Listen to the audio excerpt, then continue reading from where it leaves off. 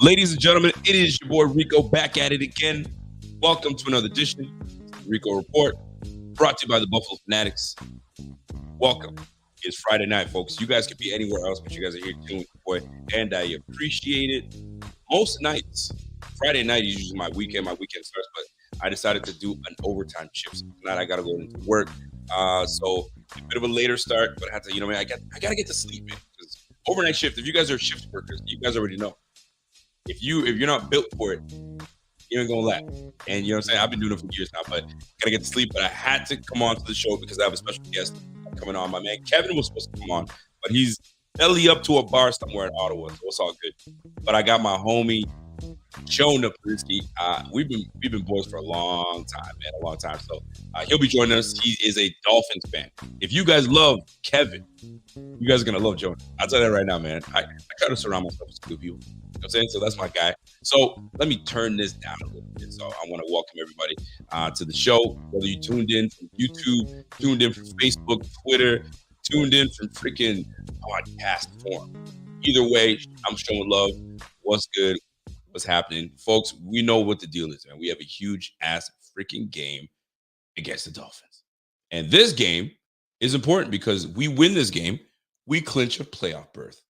A playoff berth for the 5th straight year. And it's been a long time, man. Like this is 90s vibes Bills. You know what I'm saying? I try not to associate these new Bills with the old Bills because I'm just, you guys already know how I feel. That's the stench of the 90s. We ain't trying to have that. We can reminisce a little bit, but I ain't trying to go back to the 90s. But this is reminiscent of the 90s Bills because this is the time where they're putting up dubs. They're winning. So right now, we've got 4 straight winning seasons. Sean McDermott at the helm doing his thing. Gotta love it. We're going for number 5. Drive for 5. That's exactly what we got to do. So we've got some things. We got some things to talk about. But without further ado, I gotta bring my man on. His name is Jonah. And I've known Jonah since I think we were like 11, 12, 13, around that time. So we've always kept in touch. Facebook is great for that, by the way. Facebook is great. But anyway, without further ado, let me bring my man on, Jonah. Jonah, what's good? What's happening? How you doing? What is up, Rico? Great to be on the show, man. Thank you for the invite. I have been waiting for this for so long, so I am stoked to be on the show. What is up, my man? No better way to spend a Friday night. I am freaking great. Listen, Jonah gave up Raptors tickets. Jonah lives in Toronto right now. He used to be in Ottawa. He's living in Toronto right now. So he gave up Raptors tickets to be on the show with your boy. So I got to appreciate it because Raptors, you can't give up a Raptors ticket, man. And who are the Raptors playing tonight? They're playing the Nets, but I had committed to you. I'm a man of my word. I'm not going to bail on the show. So I would prefer to do this than a Raptors game. So I love it, man. You bailed on Kyrie and you bailed on KD. Man, that's tough. That's tough. That's love. That's what I call love. So I appreciate you coming on. Obviously, we are going to get into. Yeah, I'm a huge fan. Love it. I'm pumped right now. So let's get right into it.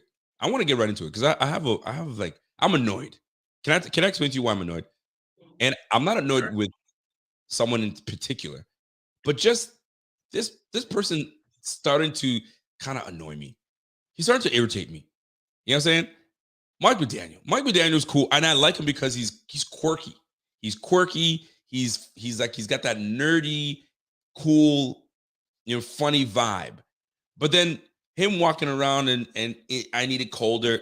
I'm just sick and tired of this. Everybody's making a storyline of how cold it's going to be. It's football. I'm sorry, but it's football. Play ball. I don't think these players give a damn how cold it is. For the first 3 minutes, they're gonna be like, "Ooh, it's cold," and now it's football time. But media is making it such a big deal. But now, more specifically, Mike McDaniel, because you've had some doozies. You've had Coach Gase, which was an utter disaster. And Flores wasn't so bad, but then it just turned terrible, and then he had to go. And now Mike McDaniels. How refreshing is it as a Dolphins fan to have Mike McDaniels as your coach? And are you liking what you're seeing from the vibe, the culture, the team? I need to hear from a Dolphins fan. How could you not love Mike McDaniels? He is a one of a kind personality. It's hard to believe he's actually a head coach of an NFL team. He reminds me of like a clerk at like a record store or something. You go Yeah, into the store, he's got all the musical recommendations. You talk music with him. Like I'm in love with the guy. He can do no wrong, and I that was the guy I wanted to hire, and I think we picked the right guy. But today, I mean tomorrow, that is the test for Mike McDaniel because the Chargers, he was badly outcoached last week. And Mm. the question is, can he adjust this week? This is the first real test of the Mike McDaniel era. I love it because I've got some key matchups that I'm gonna put on the screen just a little later, but I've got some key matchups. But as I'm talking to you right now, and I don't know whether you've gotten this before, but I mean we've known each other for a long time because now we've got some facial hair. You know what I'm saying? The voice has dropped a little bit, but you give me Dan Orlovsky vibes. I'm just getting this right now. Have you gotten this yet or no? We've both been responsible for bad safeties, so no one's ever compared me to Dan Orlovsky, but I'll take it as a compliment. Listen, I like the man. I'm talking to Dan Orlovsky Jr. right now. I'm telling you right now. So we'll take it. We'll take our Dan Orlovsky Jr. right now. So let's get right into it. I want to talk about AFC. So we'll talk about the AFC East, and then we'll kind of branch off into the AFC and the playoff picture and what it's looking like. So let's start with the Patriots. The Patriots, I don't know how you feel with the Patriots, but the Patriots, right from the go, from offseason, it was a mess. It's like no offensive coordinator. Their draft was horrible, and they don't have Tom Brady. Macaroni Jones is their starting quarterback. Although he had a really good rookie season, he was their bright spot. But what is it about these Patriots? Are you buying it? Because they're still in the playoff hunt. The Patriots, I don't. They're not. They can't compete with Buffalo.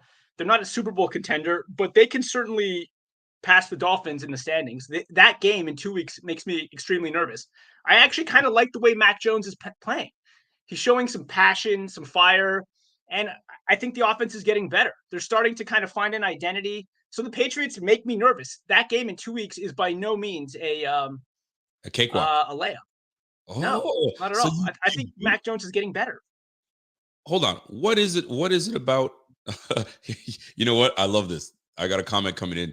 Dave Buffalo operator says, "Yo, he gives me Dan Orlovsky, Michael Rappaport, gives me Ian Rappaport vibes." I'm listen. I'm with that vibe. There's a mixture here. I like it. It's like a morph version of Ian Rappaport and Dan Orlovsky. I f with that. But let's keep going. Let's keep going though. These Patriots, because I would have never guessed that the Patriots would worry you. Why the Patriots? What is it about the Patriots that has you kind of like, oh, it's not a layup? I think they're starting to figure things out on offense. They had a bad showing against Buffalo, but I thought Mac Jones showed a lot in that Thursday night game. Admittedly, I did not watch the game on Monday, but the pundits were saying that he actually had played reasonably well. And so why would you ever second guess Belichick? Because Belichick is a shell of himself. In my opinion, he's just he. You can make these risky moves, right? When you have a franchise quarterback, you can get away with certain things. Like Buffalo right now can make risky moves because they have Josh Allen. But when you don't, it's like if Bills had Nate Peterman as their quarterback. Nate Peterman. If you had Nate Peterman as your quarterback, you can't make risky moves because that guy's the one that's going to lead your team. So Tom Brady was the guy that kind of was like, right, you can make these moves, but I still got you. So you can't have Joe Judge and Matt Patricia as your offensive coordinator without a franchise freaking quarterback. But you did it. You pulled it off. And right now you're on the brink of being kicked out of the playoffs or maybe making it. Who knows? But nervous. I'm surprised you guys are nervous because athletically you guys beat them no problem. Offensive line has improved vastly. I think Teron Armstead is recovering from his injury. I'm not sure what's going on with that. He had a terrible game last week. An injured Teron Armstead is worse than a healthy Greg Little. If you watched the film from last week, Teron Armstead was awful, getting pancaked. whiffing on blocks. That was a troubling performance. He should not have played last week. He should have rested up and got ready for this game. I'm worried that he actually re-aggravated his pec, and he might have actually injured his knee as well. So Armstead did not play well. He is at 50%, maybe. So the offensive line, there's serious questions about the offensive line. Can't really run the ball. Not a lot of depth. Really? We're going to get into that. We're going to get into that. So Patriots, you're worried about the Patriots. We'll see how that plays out. They still have hope to make the playoffs right now. They're 7-6. So are the New York Jets. You face them both. And obviously you face, that's a tough stretch, man. But the AFC East, very tough stretch. It was tougher than people anticipated. If you told me there'd be a winning team, all teams have a winning record with 4 games left in the freaking season, I would have called, get the heck out of here. I would have said, no way. But we are where we are. So New England, you've got a little bit of trepidation on New England. Let's go to New York Jets, because that's where I feel that's the challenge. So New York Jets, your thoughts on the New York Jets, led by, and I don't know if you see them differently, but led by Mike White or Zach Wilson. Your thoughts on the Jets? If Mike White is able to play the last game of the season, I think the Jets are a superior team. And that, it'll be funny because I think there's going to be a big showdown week 18 between Miami and New York. The winner takes the playoff spot. And that wouldn't be the first time or the first time that the Jets have basically ended our hopes at a playoff spot. It happened in 2013 with Geno Smith, and it can happen again. And you had an opportunity to make the playoffs. Maybe I think it was like 2 or 3 years ago against the Bills. What happened that game? Which game was that? It was like you guys needed to win, and something happened. Did you guys score a lot of points or not? It wasn't that game. No, it was, many seasons have died in Orchard Park, New York. Many seasons, and we can go through them all. 2020, that was, firstly, what killed that season, right, was COVID. Nobody talks about this, but do you recall the game before the Bills game when Fitzpatrick subbed in for Tua? Flores had yanked Tua, and then Fitzpatrick had that miracle play when he threw it down the sideline as his face mask being tugged. Yeah. So Tua had slumped all game. Flores yanks him, puts in Fitz, sparks the team, leads a comeback, but then so Fitz was definitely going to start the following week after that performance in the second half. Right. But then he enters the COVID protocol. He gets COVID. Oh, that's right. We have to start Tua. He completely unravels, and we miss the playoffs. If Fitz had started that game, the Dolphins would have made the playoffs. We had to sit there, watch Tua throw 3 interceptions, and you're watching Matt Barkley throw in dimes to Isaiah McKenzie. It was a nightmare. It was a worse against backups. And that has happened so many times. So you're not, if you don't expect the Dolphins to completely unravel, you haven't been a fan long enough, because this has been going on since I've been a fan, which is approaching 28 years. Okay, so this is fantastic. So let's finish on the Jets. We're gonna go to the Jets and then we're going to the Dolphins, because I need this. So what scares you about the Jets?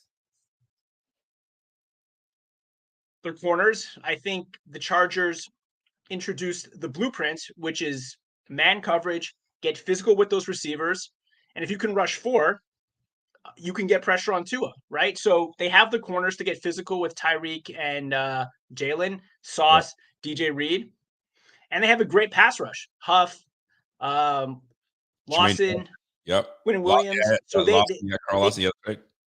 they can generate a pass rush without much of a blitz. They can get physical with our receivers. Waddle, as good as he has trouble getting off the jam. There is some film where he's from last week where he's 10 yards upfield and still not off the jam. Damn. So the Jets have the personnel to match up with Miami. I think Saleh is smart schematically. So that game, the only thing that gives me some hope for that game is that Zach Wilson might be the starter. And if Zach Wilson's the starter, we have a shot. But if it's Mike White, the legend Mike White, I'm worried. I don't. We could lose the final 4 games of the season to cap off one of the great collapses in Dolphins history, and that's saying something. I before the Chargers game on Sunday, I'm watching the pregame show, and they're saying, look, there's an 87% chance that the Dolphins are going to make the playoffs. They had one of their like advanced stats guys doing Of a course. segment. Yep. I'm like 87%. Like, have you followed this team for the last 28 years? It's like 50-50 at best. And now I don't think I think it's closer to 25-30%. I am deeply, deeply concerned. And I think All it right. starts tomorrow. So this is perfect segue because we're gonna go right into Dolphins. By the way, if I'm echoing, folks, you guys let me know if I'm echoing. I'm gonna try to fix that echo. I know I got a comment. Someone mentioned that I was echoing. So if I'm echoing, let me know. By the way, do me a favor. Also, smash the like for my man Jonah. Jonah's coming through and he's bringing a vibe right now, and I'm loving it. So Jonah, we got to get into Dolphins talk, man, because I sense that there's a lack of confidence in your Dolphins. I sense that you believe, just a tiny belief, that we're going to screw this up. We're going to screw this up and we're going to miss the playoffs. Are you sensing that? Do you feel that? Or is the confidence much higher on the end of we're making the freaking playoffs and we're going to be trouble for teams? They don't want to play us in the playoffs because we're going to be ready. Because Tua, Mr. Accuracy himself, is going to lead us and we're going to handle business. We just paid Chubb $100 million. We got this. We got a pass rush. Phillips is killing it right now. Wilkins is that guy in the middle. We got this. Or are you like, but I don't feel good. I don't feel good. I need your thoughts, man. Help me out. Well, as a fan, I mean, I'm haunted by the collapses of seasons past. But at the moment, I mean, what do you need to do to win in December in cold weather in the playoffs? You need to be balanced on offense. We have arguably the worst rushing game in the NFL. You think so? We're dealing with a questionable quarterback, a quarterback who hasn't proven anything in the elements, without the assistance of a running game or a tight end. I mean, the Shanahan offense, it's predicated around running the football and feeding the tight end. We don't have that. We've got some nice weapons. Sorry? Who is that on though? Who's to blame for that? Say it. It's the personnel. I don't know. I mean, it's Chris Greer, but no, it's your head coach. You have Mike Gesicki, one of the more athletic tight ends in the game. You just came from a George Kittle, and George Kittle is great. And Mike Gesicki's he's no slouch. But you guys are disrespecting Mike Gesicki like he's nothing. And then you guys want to talk about, well, it's your play calling, is your guy, McDaniels. You should be able to take full advantage of it. Louis Riddick said it. You guys focus way too much on Tyreek Hill. And it's a politics thing. In my opinion, it's a politics thing. You just pay this guy $25, almost $30 million a year, right? He's got 70 mil plus guaranteed. You can't bring him here and not give him the football. You got to do it. And now, and this is the thing, you bring in more weapons, others suffer. But Mike Gesicki's taken the most suffering out of the whole team. This guy, you guys have made this guy become like a scrub, and he's not. I find that very bizarre. But anyways, and I mentioned, and I'm looking up the stats right now, and you mentioned you can't run the ball. I find that very interesting that you said that, because you guys have Jeff Wilson and Raheem Mostert, which I think is a very good back, in my opinion. I wanted Raheem Mostert in free agency, but y'all scooped his ass up. But you guys feel you can't run the ball. I need to know more about this. Tell me more. I don't know why we can't run the football. I think one of the theories is that we're trying to run too much outside zone, and we don't have our offensive linemen. They don't have the athleticism to run the outside zone. So they're whiffing on blocks. Guys are penetrating, and these plays are going nowhere. So I mean, that's the reason, is that it's really the lack of athleticism on the offensive line. We can run inside zone fairly well. I know Robert Hunt he's a physical kind of mauling type, Connor Williams, but when we're trying to bounce it to the outside, that's when we have issues. So we have to focus on inside zone to have any sort of success at all running the football. And I think another reason, and no one's talking about this, is that I think Mike McDaniel is tipping the plays with personnel, because every so often he'll take Reek and Waddle out of the game. He'll add Sherfield. He'll put in Durham Smythe. So you're running the football. The personnel is tipping whether or not we're running or throwing. If Gesicki's on the field, it's a pass because he can't block. So Listen, I think there's something going on there where personnel is sort of indicating whether it's a run or a pass. well, and I think the Chargers may have kind of, if it was tipping, it was tipping the plays and so on and so forth. I think Coach Staley with the Chargers tipped the whole thing over and be like, "Yo, I know how to stop y'all. It's about pressing your asses." And obviously, they had a decent pass rush to get after Tua and make him uncomfortable. I mean, Tua went 10 for 28, 147 yards. It's unbecoming if you can't have those type of numbers if you're pushing for a playoff spot. Lord No. knows we've been there as well, Bills fans, where we're used to 300-yard games, and then when Allen throws for like a buck 50, 200, we lose our minds.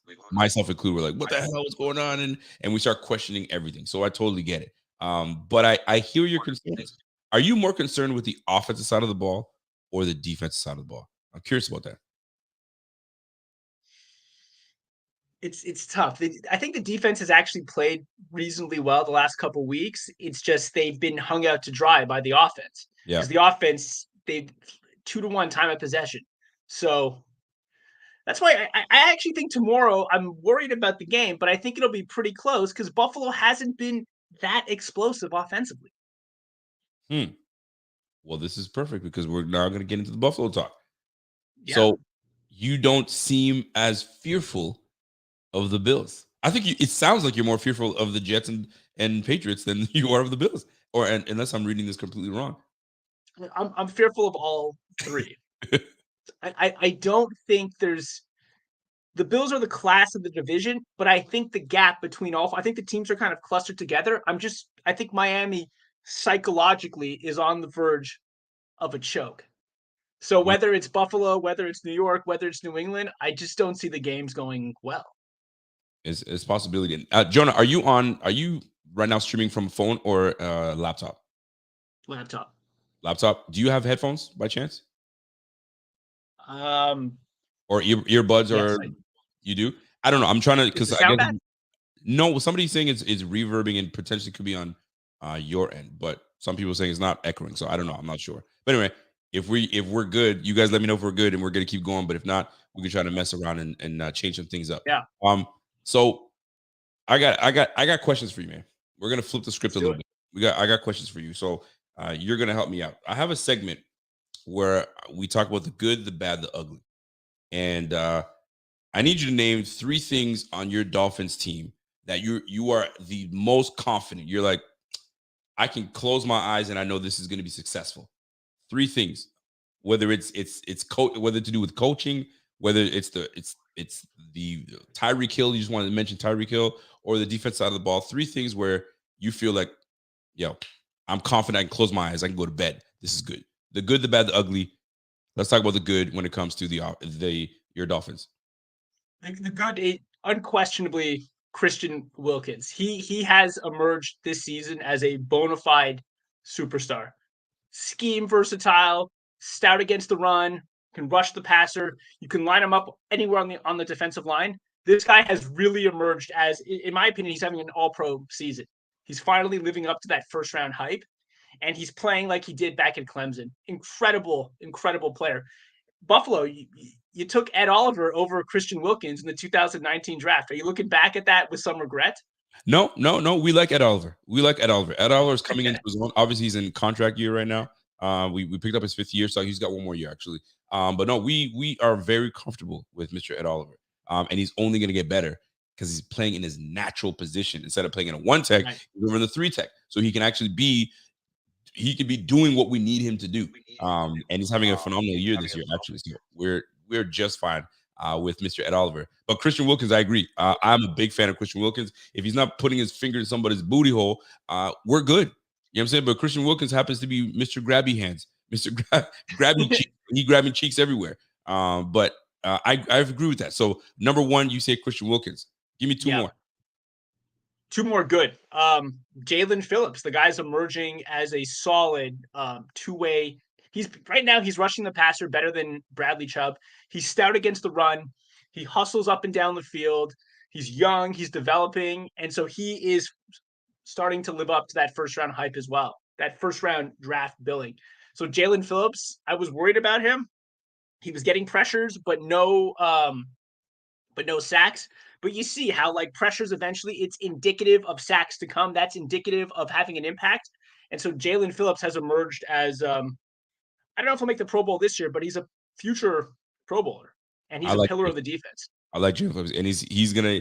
I was actually a little worried when you guys drafted Jalen Phillips. Like shit, this is gonna be a problem. But then we got his partner and Greg Rousseau, and Yeah. I'm just as thrilled about Greg Rousseau. So I think we both won Yeah. in this regard.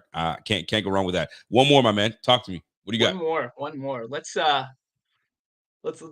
go obscure here. I like it. I think Connor Williams. I think that was a great free agent signing. That's the best center we've had since Mike Pouncey. He was a guard, and so someone in the organization had the vision to convert him to center, and he's done an incredible job calling the defenses, picking up blitzes. He's athletic. He can get up. He can get to the second level. That's why we run inside zone so well, because of Connor Williams. So I think Connor Williams has been, if he goes down, you're going to see the entire offense unravel. He might be as important as a healthy Teron Armstead. So I'm very high on Connor Williams. That was a rare, successful free agent signing. What you guys needed help on the O-line, and I think you guys nailed it in terms of improving your O-line. I'm not saying it's amazing, but you definitely have improved the O-line. So and it looks good. Yeah. All right, you nailed it on your good. I like it. I like that you didn't go with the obviously the obvious. You're saying Tyreek Hill and Raheem Mostert coming on and Mike McDaniels and but I will say this though. Chris gotta bring more than that. Chris Grier has done a really good job for you guys. Yeah. I think he's done amidst all the nonsense that was happening and so on and so forth. I think he's turned things around. He's got your draft picks. He's made great picks to set you guys up for the success that you guys have. Are there some missing pieces? Obviously, but I think Chris Grier deserves a little love on that end. Let's go to the bad. Bad. You have some good, but you have some bad. We're like, nothing else. Now it doesn't have to be three. Well, it could be a couple things, maybe one thing that's bad, but what are the things that stand out to you as, all right, for the Dolphins, I don't like this. This is bad. I mean, it's all relative, but I'm worried about Xavier. Where is X? Oh, I was so glad you. Mike Williams was mossing him all game on Sunday. He hasn't made any plays this entire season. Oh my God. And he's a declining asset. And we had an opportunity, I think, to unload him a couple of years ago for draft picks. We kept him, gave him the extension, and he is not living up to his contract. And it's hurting the defense. It's hurting the team. So X, I think he hit his peak a couple of years ago, and the decline is happening rapidly. That was not a good, because you could always beat X on those crossing routes. Like a slot receiver like Cole Beasley could beat him, but X usually had great kind of body control, incredible ball skills. So those jump balls, he could usually like box you out, get the ball, but he's getting mossed. Like you saw a couple times on Sunday with Mike Williams, where 3-4 years ago, he's getting up and making that interception. He's just not making the plays this year. And I'm so glad you brought that up. I'm so glad you brought that up, because I saw a comparison, and Bills fans roast one of our own in Dane Jackson. And Dane Jackson has had a rough 3 to 4 games where teams have noticed the weakness in our team and they attack him. And when they attack him, good things happen. Now he's made a couple plays here and there, but his worst plays outweigh his great plays. And it's showing very much so. But then the comparison that I saw was that he's compared to Xavier Howard, and Xavier Howard is big time money. So yeah, I'm looking at our Bills fans. We just expect, you know what I'm saying, like perfection from our defense. But then you have Xavier Howard that's getting paid almost $20 million a year, if not more. Yeah, and he's just looking like an average Joe out there. So I'm so glad that you shared your honesty, because I don't think Xavier. I've been telling my man Kevin, I don't see the greatness of Xavier Howard. I don't think he's that. I think the game that we just absolutely turned him around. Oh, well, Byron Jones got hurt, and I don't want to hear shit. Right? We turned his ass around and made him do the hokey pokey. We did all that shit, and Xavier Howard does not impress me. So I'm so glad that you mentioned Xavier Howard, because I'm not impressed by him. I'm not, and it's somewhere where you can actually say, let's go at Xavier Howard. Will he make plays? Is he a bum? No. But for the money he's being paid, no, he's not worth it. And you said it. He's not worth the money. A little bit of a liability. I'm so impressed that you said that that he's a liability. I like that. Keep going. The bad Xavier Howard. What do you got? Two more. Bad. Let's think. The last couple of weeks, Jalen Waddle has been I love Jalen. Great rookie season. Love his attitude. But the last couple of weeks, he's been invisible. Mm. He's not getting separation. He's dropped a few passes. And so, it's not all his fault. I mean, obviously, I think the calls have to go to him. But where has Jalen Waddle been? And for Jalen, there's no excuse because Tyreek Hill is going to command double coverage every single play. So he's getting single coverage, and he should be producing more than he has last couple of weeks. So I'm getting a little worried about Jalen.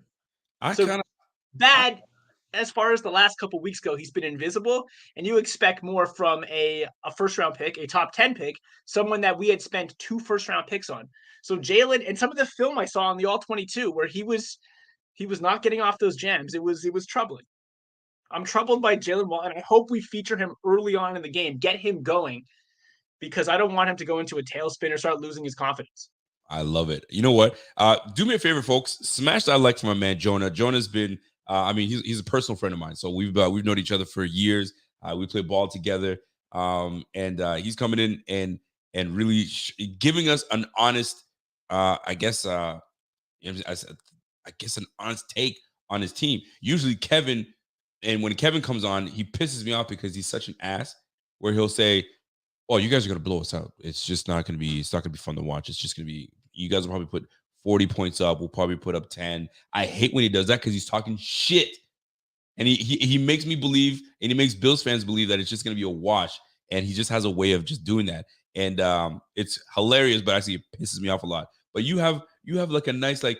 We're good, but I have my problems, right? So Jalen Waddle being one of them. And it's funny that you mentioned Jalen Waddle because, like, if one were to just look at the numbers, Jalen Waddle's got 1,000 yards already with 4 games to go. He's averaging 17 yards a catch. He's got 6 touchdowns this year. And he's getting 77 yards a game. So, like, if you look at the numbers, he's all right. But maybe he's just not as, I guess, flashy or getting the big numbers as Tyreek Hill because Tyreek is at 1,400 yards this year. So, he's playing extremely well. I mean, he could, if things go well, which I don't think they will because Sauce Gardner's coming around and you got Trey White is coming along. He's not where he used to be, but we're gonna scheme to take away Tyreek. The guy's a problem. Absolutely. So we'll see how that goes. So Jalen Waddle, you would like to see more from Jalen Waddle. That's where you see it's a little bad. All right, cool. One more, and there might not be one more because then we got to go to ugly. So you might want to save it for ugly. Let me let you save it. So we got the good, the bad, and give me the ugly. What is it that stands out to you? Like, I can't. Have we moved on to ugly, or are we still on bad? I don't know if the you ugly. I see on the screen. It's the ugly now because I don't want to. You might want to save something for the ugly, so I might as well just give you the ugly right now. The ugly. And there might be nothing. There might not be anything ugly. You might just feel like there's. I mean, well, Tua, right? I mean, and granted, a lot of my takes. Why'd you do Tua? Are subject to recency bias, but Tua, like, what if the book is out on him, right? What if the league has figured out this Mike McDaniel offense? What's Tua's second move? Because are you a TD Finns talk fan? I am. I like to give this man credit. He's on Tua's ass every week. Every week. He gets so much hate for being a Tua critic, but I was watching his all 22 breakdown. And what he was saying is that Tua is kind of a spot thrower. So Mike McDaniel has designed an offense where he's basically telling Tua, if the linebacker goes here, if the safety goes there, throw it to this spot. That's why you're seeing some of these throws where he's throwing it into quadruple coverage, because Tua has so much trust in McDaniel that he's just putting it in certain spots and just assuming that Hill or Waddle will be there. But what happens when those spots are no longer there? Is he able to process information post snap? And what TD was saying is that once you get into man coverage, it's harder to read the defenses. And he struggles in man coverage because for all this talk about his supposed accuracy in anticipation, he's really throwing it to a spot. So it's not really anticipation if you've predetermined where you're throwing the ball to. And so with the jams, with the man coverage, it requires a degree of processing and anticipation that I don't know he has. I think we've been fooled by the system that makes you believe. Like that's why Dan Orlovsky's fawning, because you think he's throwing with anticipation, but he's not. He's throwing to a spot. And so that was TD's take, and that's what I'm worried about, is that if the league has figured out how to defend this system, will they in turn figure out Tua? That's a very interesting take because we've known Tua to be an anticipatory thrower. That's what he is. Like he doesn't have when you don't have the gun of the Herberts and the Josh Allens, then you have to be a guy that's a spot thrower, an anticipatory thrower. Let your guys run underneath the football, right? And that's what we've known him to be.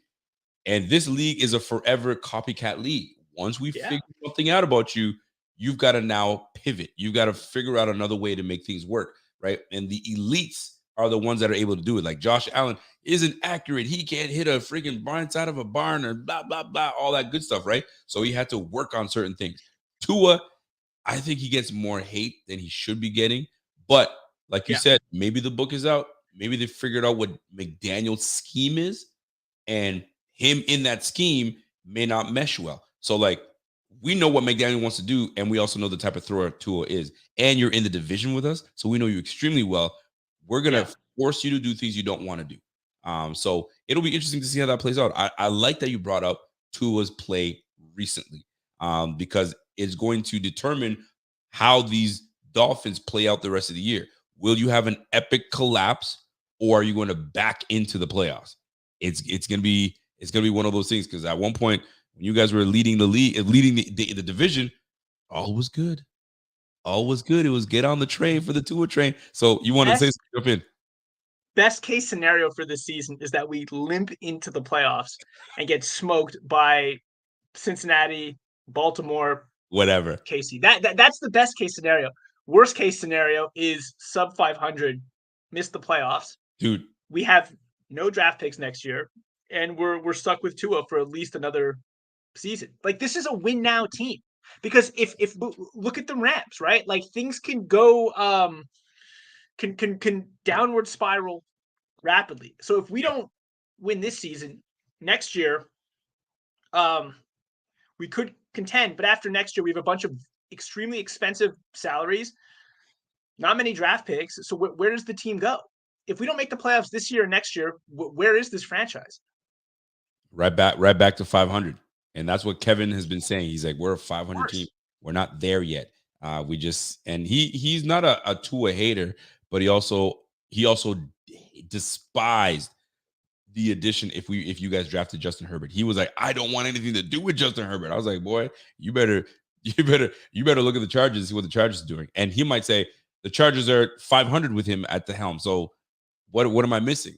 Well, when you see him play, especially last game, you're like, maybe we made the bad decision. But I still believe in Tua.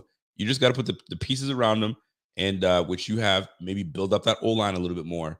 Give him that time, and he'll be all right. But I'm not mad at that. I'm not mad at that at all. So, by the way, boys and girls that you guys are watching, this is the Buffalo Fanatics, brought to you by, you know what I'm saying, the Rico Report. We're here. I got my man Jonah with me. Do me a favor, smash that like, not for me. Smash that like for my guy Jonah. Jonah's coming through and showing love and really keeping it real. And that's exactly what we do on the Rico Report. We got to keep it a buck and keep it real. I appreciate that, Jonah. So we have a segment called the Milk Carton Alert. Milk Carton Alert!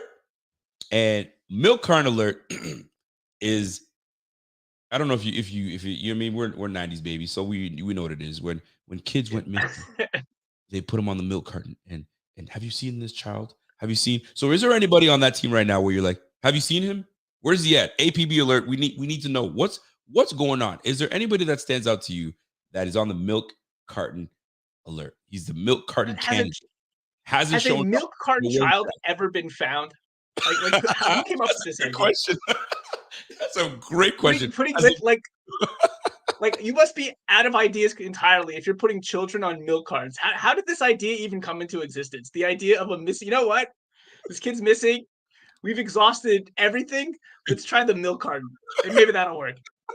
Yo, that's actually hilarious because I don't think it's ever been done where you know what? I know exactly where the kid is. He's just across the street. Holy shit.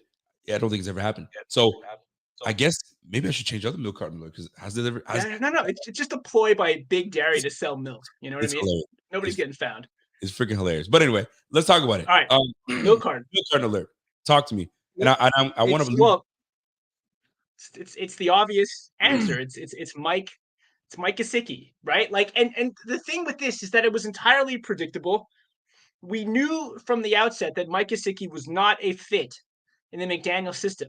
So if it's clear as day that he's not a fit in your system, why did you franchise him? Like, what was the point of franchising Mike Gesicki? He's making $11 million. Why not just let him go? Because you let him go because I don't think they knew exactly what, and this is just my opinion. You never want to let a player go because you drafted him and you know what he's capable of doing, athletic ability out of the yin yang. He can run, he's your deep threat as a tight end. You just want to let him go, right? And him be an asset somewhere else. And because I can tell you, if they let him go, he would have went to the Patriots. He probably would have went to maybe the Bills would have picked him up and had him go side to side with Dawson Knox. You just never know. Or he could have went to the Jets. So they probably wanted to keep him out of the division. So, but that's a pricey tight end to keep out of the division just because, and you don't exactly. I'm with you. But you can't franchise a player because you want to keep him away. I know. From divisional rivals. Like it's not a team building strategy. So I don't know. So he no catches in 3 weeks, and that's terrible. I hope we feature him. You know, the thing is that Tua's been so off the last couple of weeks, throwing balls 5 feet over people's heads. Maybe we need to feature Gesicki because he can go up and get those errant throws. So we should feature Gesicki early in the game to kind of get Tua's confidence going because I think there's going to be some errant throws tomorrow, especially in those conditions. So hopefully Gesicki's featured. But I think this offense is more built around Durham Smythe, who's more of a two-way tight end. But he's completely mediocre. Durham, he's the poor man's. He's the broke man's George Kittle. Yeah, man. Like Durham Smythe is the guy getting the touches over. Is it Durham Smythe? Is it? I'm saying it right? Yeah. Getting the touches over Gesicki. Like, come on. Gesicki's got to be sitting there like, you know what? Fine. I'm not getting paid. I'm not getting the play that I should be getting, but I'm getting paid $11 million. It's fine. But I will be someone's asset. I don't want no complaining when you get $11 million a year to not catch the ball. So Absolutely. just show up. My man Anthony Fasciano says decent receiver, terrible tight end. Capo says, yo, news. A lot of the world does the milk carton. Only one has been found. So hey, maybe it does work. Maybe it does work. It's been some years, but it is what it is. My girl, what's up, Jessica? Jessica comes in and says, hey, Rico, do you think Justin Zimmer gets cut after the game since the Dolphins have gotten all the knowledge out of him? I don't know. I mean, sometimes,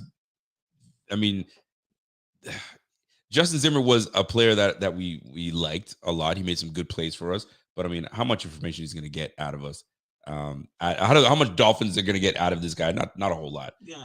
Will they keep him? Who knows? Are you familiar with Justin Zimmer? Yeah, he played for the Bills, a reserve. How much knowledge are you going to get from a reserve defensive tackle? Not a whole lot. He's not in the meetings with Josh Allen and Dorsey. Nothing. That's totally overrated. You bring a guy over and he's going to give you all the secret information. I never. The NFL is too complicated for that. And the other thing too is like, how do you feel like a snitch? You're coming in like, all right, man, we brought you in. But we brought you in for information. Wait a minute, I thought I came in here to play. Sit your ass down and just give us information. We'll give you a check. You'll be on the flight tomorrow. All right, just give us what you got. Fine. You know, you feel like an informant. I don't know if they really like that part. But let's move on to the next segment. We got to move on. Next segment. Let's do it.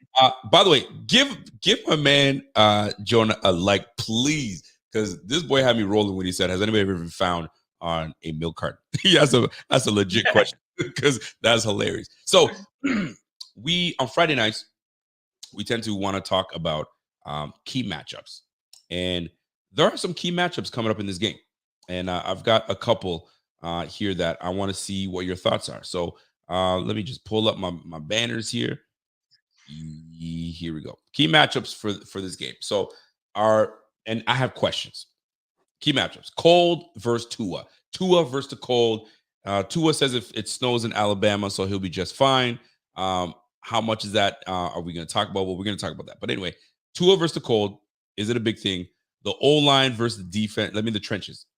Bills O-line versus the Dolphins D-line, especially with Chubb being addition. And Cole Beasley. The addition of Cole Beasley and the slot corners.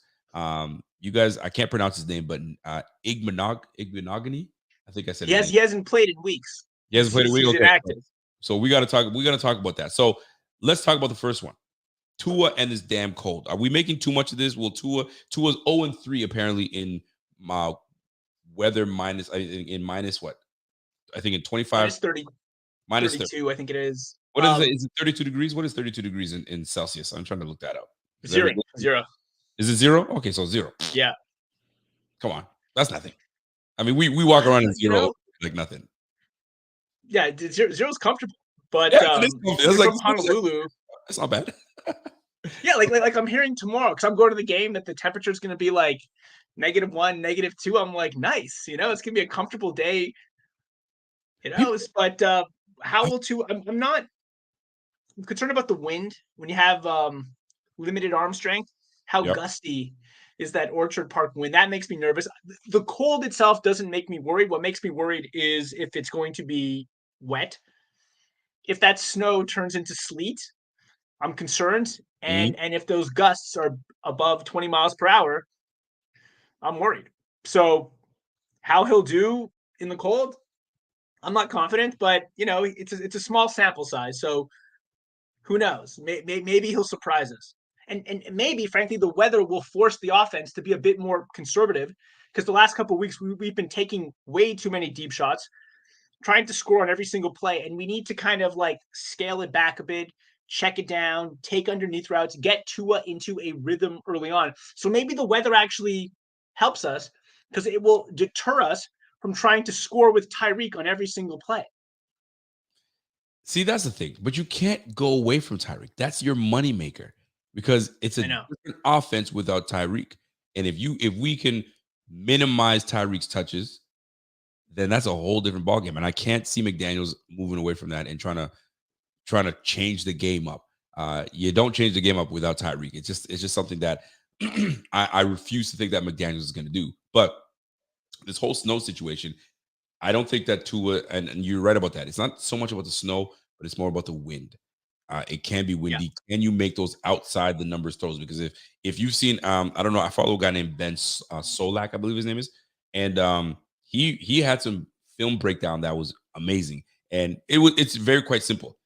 They didn't allow Tyreek, and the Dolphins have this concept where Waddle and Tyreek will go out at the same time, and which, because they have so much speed, it opens the defense so much, and they can either sit or go into space, and that's where Tyreek is a spot thrower. He'll just throw it at that spot because I know my guy will be there. So it's a lot about discipline on the defensive side of the ball. Chargers were very disciplined. They're like, we will not let you inside, and if Tyreek is gonna beat us somewhere, it's gonna be outside. And guess who's got to make that throw? Tua. You have to make that outside throw, and thus the results were 10 for 28.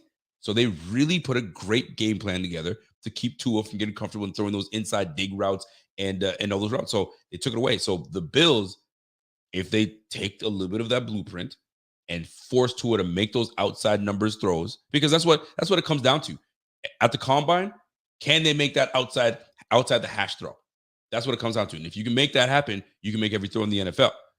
Tua's going to have to show, and he's going to have to prove that. So that is going to be a very interesting matchup to see how that works out. The wind versus Tua and the scheme. Can Tua throw out the numbers? And is this cold going to make him go 0-4 instead of 0-3? I think it's a little more hype. I mean, we played in the cold, right? You play. You kind of get used to it. Put some gloves on. You know what I'm saying? Long johns, long sleeve. Let's go, man. Warm up. It's not going to be that bad. I mean, you can warm up in Celsius, -1, -2. Let them come play football in Grey Cup in freaking Winnipeg. Then Exactly. you can tell. Then Yeah. you can talk to me about cold. You know what I'm saying? Minus Yeah. 1, potentially 0 degrees. Boy, please, man. I'm so sick of them making such a big deal. It's a snowball in Buffalo. The snow, the snow. Stop making about the snow. Can these boys play? Are they ballers? Let's go. That's the way I look at it. Last week's weather against the Jets, I would have been very nervous with Tua playing in those conditions. That last week's weather would be a lot worse than I think tomorrow. They're expecting more of like a blizzard type of element. I think he'll be okay, but if Tua was playing last week, that would have been a complete train wreck. So Mike White impressed me. Those were tough conditions. I like Mike White, man. Mike effing White. Yeah. He's got some confidence in him. You got to give it to him. He's got some confidence. So I'm a big fan of that. All right. Key matchups. Let's go to matchups number 2. And we're looking at the trenches, right? We're looking at the Bills O line and the D line. So Deion Dawkins, he's gonna be 2 weeks removed from his injury, so he's gonna be back at it. We're missing Ryan Bates. Ryan Bates is gonna be out. So in comes Van Rotten. I mean, these are depth guys that we have on our squad. Here comes, I don't know, it could be Bobby Hart. Who knows how they're gonna shift that line? But we're gonna have some shifting in that O line. Your defensive front. Any injuries that we know about? Or are you guys all healthy and ready to go? What's going on with that front? Defense is healthy. We're hearing that X might be dealing with a groin, but that sounds like a complete excuse. So Yeah. I actually at the defense we're very healthy. Who do you guys have starting at guard this week? So right now we have Roger Saffold. Roger Saffold is Back. he's our left guard, and so he's going to be left right next to Deion Dawkins, which is great. And then obviously we have Mitch Morse as our center. Yeah. Our right tackle, Spencer Brown, not a fan. Spencer Brown's pass protection is god awful. So Jalen Phillips, I believe, plays on the left side. Yeah. He's going to have fun. He's going to have fun. Now, when it comes to running the rock, we always have. Bills fans are always like, "Oh, we don't run the rock well enough." But when we do, man, Spencer Brown is one of the best at mauling you. So we will push you off the ball. But our weakness is going to be on the inside this game because one of our linemen, Ryan Bates, is out. So we're going to be replacing him with most likely Bobby Hart or Greg Van Rotten. And not Van Rotten, not the Van Rotten awful, but he's not Ryan Bates and he's not great. So that is where you're going to have some advantages on the inside of the line. So we're gonna have to come together. We're gonna have to come together. More so, the right side of the line is where you guys are gonna have success. Left side, that's where our strength is. So, depending on how you guys decide to scheme up, we'll see how that plays out. But yeah, that's our weakness. I'm liking this Wilkins, Greg Van Roten, Bobby Hart matchup. That seems like a matchup that will be exploited. That is a clear-cut advantage we have going into this game is our interior D-line against your interior O-line. But I mean, nobody's really got a good interior O-line in the NFL. Everyone at this point in the season is playing depth pieces, right? Yeah. And so I think Christian's going to eat tomorrow. I'm excited. Christian eats all the time, man. He does well. He does extremely well. Yeah. So we gotta find ways to get. I mean, not that we need to, because Josh is just Josh, but to minimize and to, I guess, to deter you guys from getting to the quarterback. There's only one way to do it, is to get rid of the ball quickly, right? And this is where Cole Beasley comes in. So if you guys, and I think this is where the addition of Cole Beasley is huge. People want to talk about, oh, but he's 33 or 34. Listen, at age, you know what I'm saying? It depends on how you feel, how you take care of your body. And the older I get, the more I'm realizing, man, stop making 34, 35, 36 seem like it's old. You feel me? Like these guys, these guys can still play. Are they as explosive as they once were? No. But you gain skills elsewhere. You start to learn the game, where I'm supposed to sit, where I'm supposed to be in the zone. Should I move more? If I can't see Josh Allen, move into space where I can see him, because if I can see him, he can see me. Those are the things that when you're a veteran, you just know. And the addition of Cole Beasley to this offense is key, which brings us to the next key piece in this matchup is Cole Beasley versus your Fins DBs. Who is that DB? Who do you got? Who's your slot corner? Is it Needham? No, Needham's out.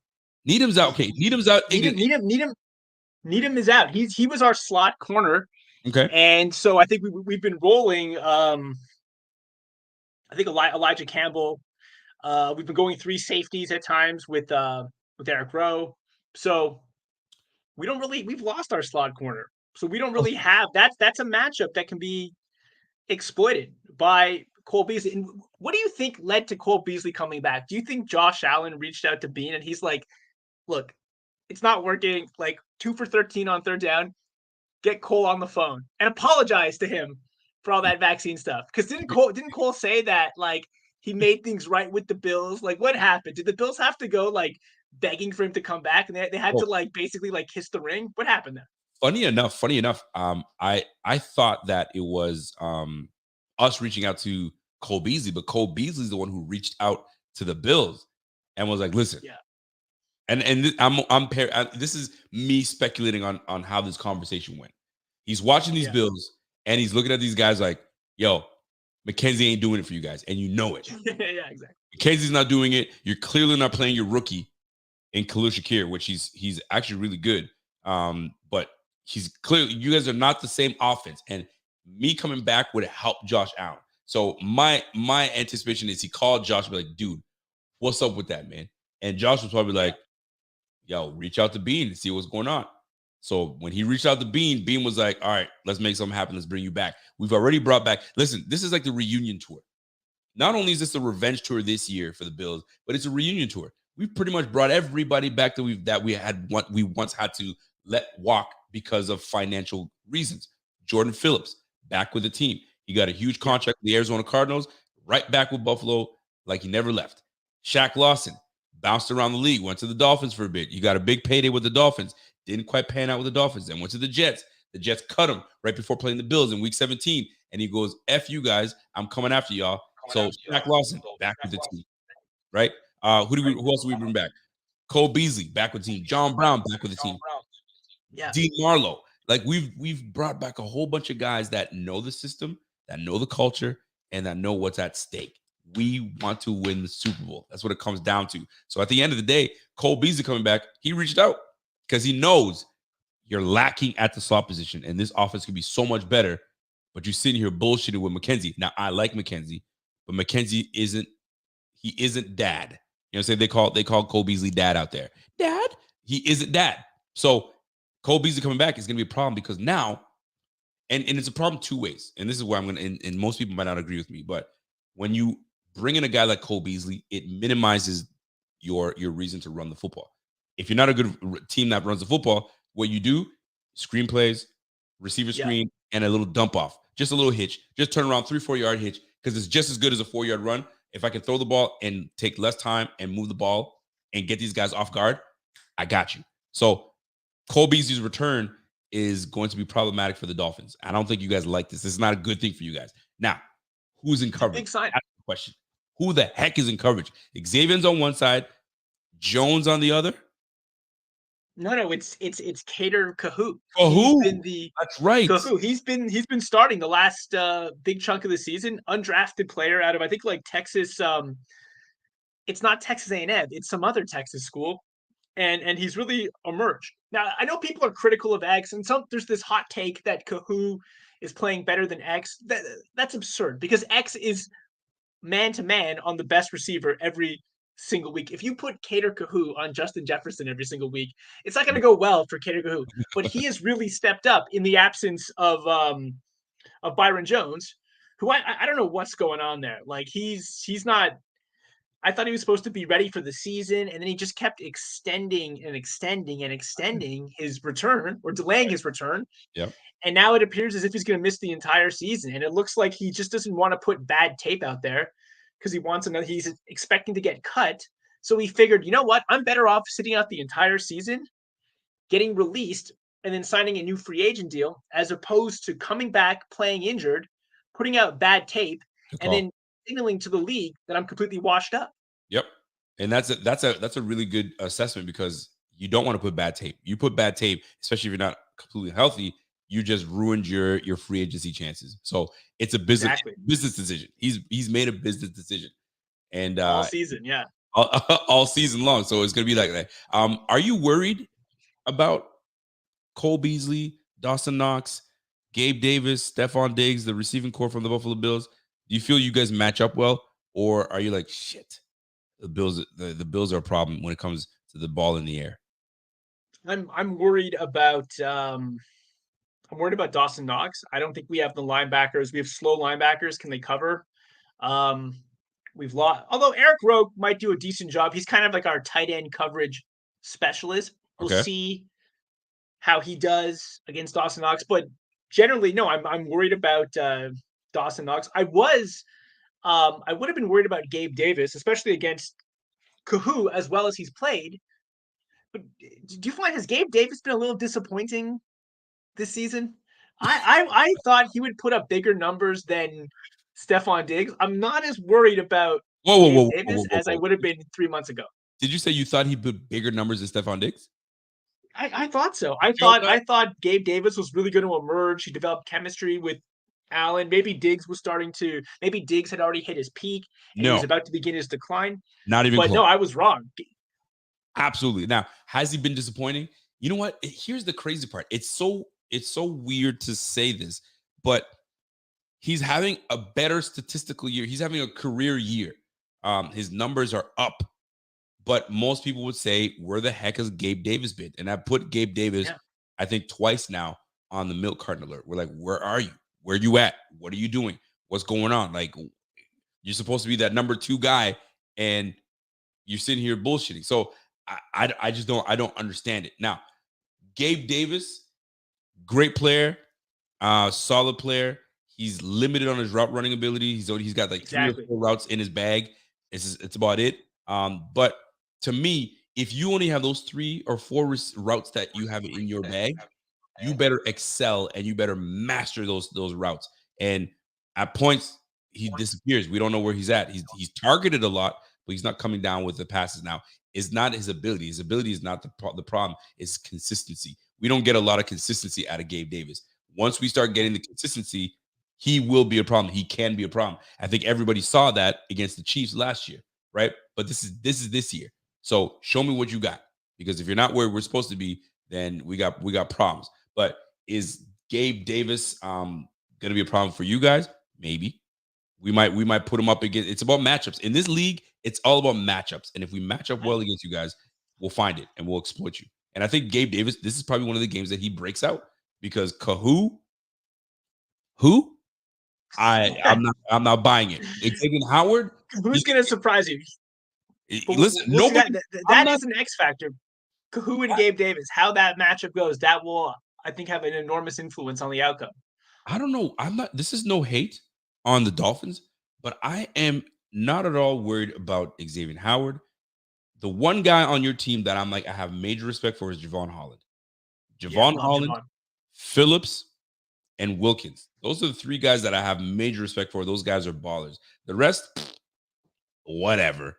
You know what I'm saying? I think Diggs is going to do what he does, and Josh Allen is the Dolphins' daddy.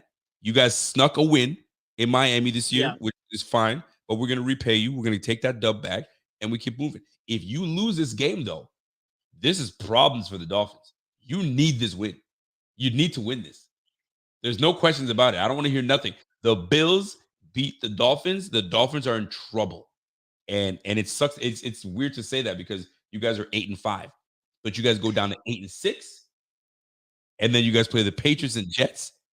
Bro, I'm just saying it gets dicey. This game, I think it is it's going to foreshadow how the rest of the season's going to go for both teams, because if the Dolphins, if they play well, they lose a close game, the playoffs are still a possibility. Maybe they win a playoff game. But if the Bills lose to Miami at home in the blizzard, that signals that this is not a Super Bowl team. So if you, as a Bills fan, I mean, you lose this game, you'll probably still end up winning the division. You're going to make the playoffs. But what does it tell you about the fortunes of the team moving forward? It would suggest that they have fallen behind Cincy and Kansas City. So this is a huge game, because it's going to tell us, we're going to learn so much about both teams tomorrow night.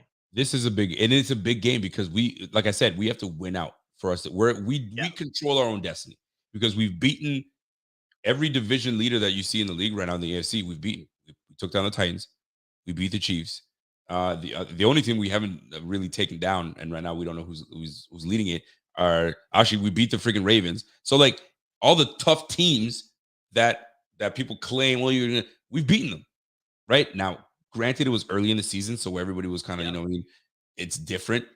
Adjustments have been made, but like this game is crucial because now we're now playing with number one seed. Now you drop out of number one seed. Now it's a whole muddy mess. So we control our own destiny. But we lose to the Dolphins. Does it mean anything? Not necessarily. It just means that we drop in record. But it matchup wise, it's not like, oh my, we're problematic and we won't be able to deal with the others. I don't see that as an issue. I think we still can put But points you up. learn something from the team. If the Bills lose, what have we learned about the team? If you lose to Miami when they're reeling like this at home, in those conditions, how could you say you're a Super Bowl It all team? depends on how you lose. If we lose, if Dolphins come out and wax us 30-0, there's a lot to learn from. If Dolphins off a fluke, we fumble the football for a weird play and it's in our own, and its time is, something would have to happen so drastic that okay, we learned something. But if it's a fluke, we didn't learn shit. We just lost it out of a fluke. Kind of like Josh Allen throwing the ball into the dirt when he had McKenzie wide open. We lost that game. We're like, man, we had that game, but Josh Allen made a horrible throw. You know what I'm saying? And I'm not even going to talk about the Heat because the Heat is the Heat. It is what it is. We just didn't make enough plays. But like you said, though, this is crucial because if the Bills lose, there's more questions will arise. More questions will arise, right? So I totally get that. There's so many subplots. I can't wait for tomorrow. Tomorrow is huge. It is huge. Now let's talk about this, man. We got to get into it. Let's do this. We have a segment, and this segment here. I love these segments. I don't know what the segment is, but I can't wait for it. You have so many segments. Listen, we have segments coming. I'm gonna keep the segment. So here's one for you. This one's called 2 words. Let me break it down.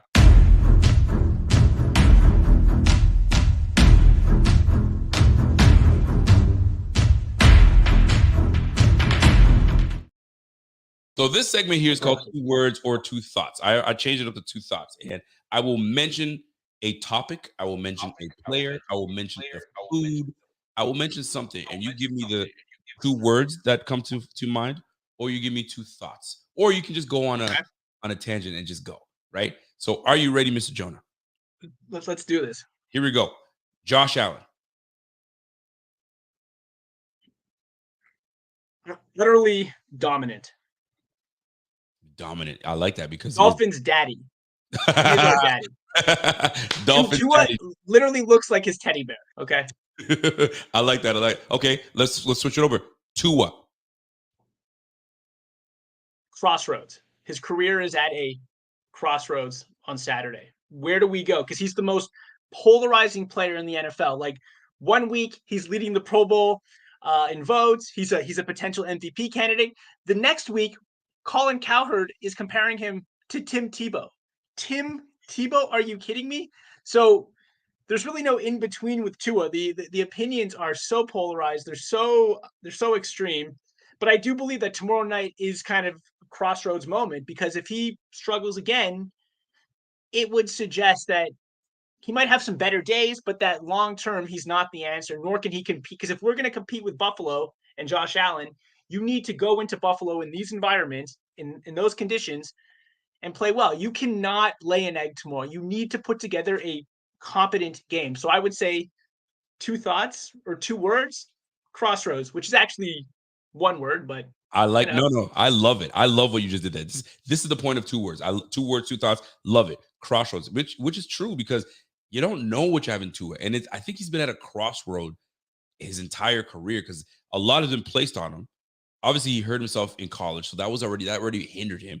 And then they're like, okay, he's gonna save the freaking Dolphins, and then he gets replaced by Ryan Fitzpatrick. You're like, why is he getting replaced by Ryan Fitzpatrick when we have the guy and so on and so forth? So which brings me to the next name, Flores, Brian Flores.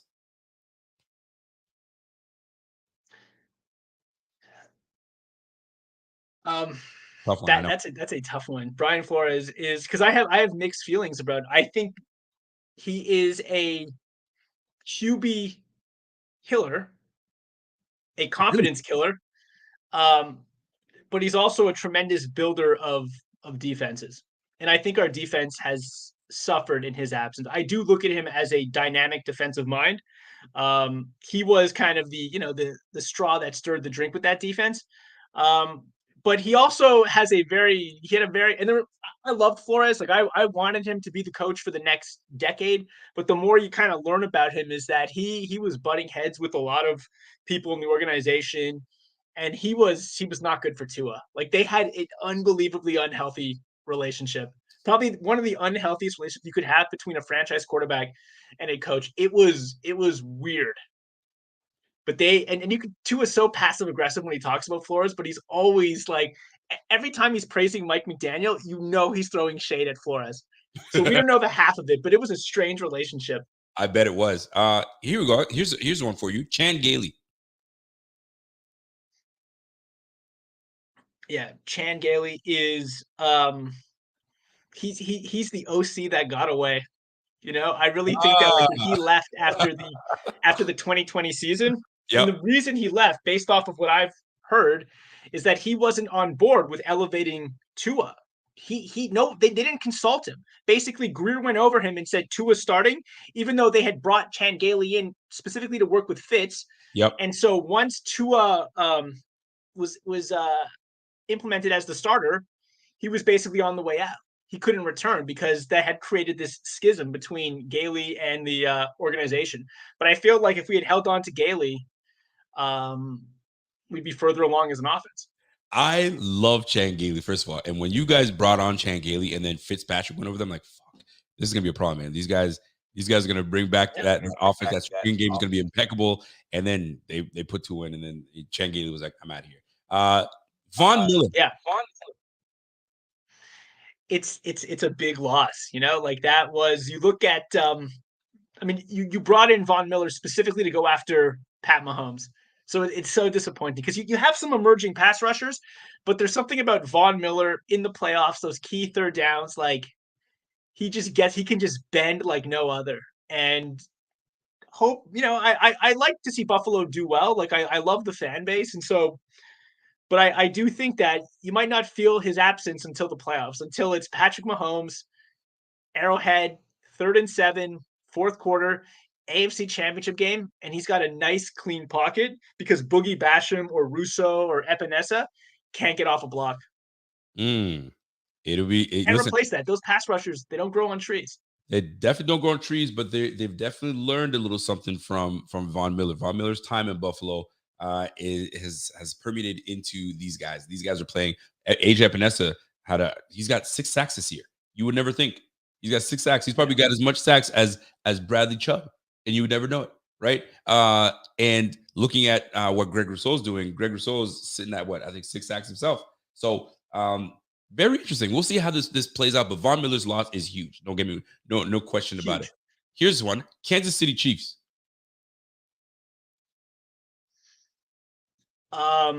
Experienced, done it before, but they're not as dynamic as they have been in years past. They don't have that. It's the Tyreek Hill factor. They're more balanced now because with Pacheco, but I look at Cincinnati as the class of the conference right now. I think they're the most balanced team, and they're peaking at the right time. They've got that cool quarterback, Joe Burrow. He's comfortable. Last year they were ahead of schedule. This year they're a much better team. So when the Bills go out and wax them in a couple weeks, are they still going to be the class of the AFC? I would change my opinion if that happened, but I don't think it's going to happen. I think that's going to be an extremely close game, and I would, if I had to bet, I'd bet Cincinnati since he's playing better football than Buffalo. Buffalo's played. We're about to find out too. Sure, you're right. I wouldn't say you're right that they're playing better football. I'm just saying it'll be interesting to see how that plays out because it's all about matchups. Matchups is everything to me. And we've seen it. You see Bills lose to teams you're not supposed to lose to, and and Dolphins win games they're not supposed to win, and you're like, holy crap, or vice versa. It's one of those little things. Let's change up to food. Have you been to Buffalo before? Oh, yeah, several times. I'm going tomorrow. And no, we're going to talk that. When you've gone down to Buffalo, is there a meal that you're like, I can't wait to have that when I get to Buffalo? I mean, chicken wings. I mean, what else is there in Buffalo? Wonderful. Anchor Bar. I'm glad you brought up the chicken wings. You just said Anchor Bar, and some people might roast your ass because they're not a fan of Anchor Bar. But listen, what do I know? We're not from Buffalo. We're Canadian, right? So here's the one thing I do want to ask you: when eating chicken wings, blue cheese, ranch, or other?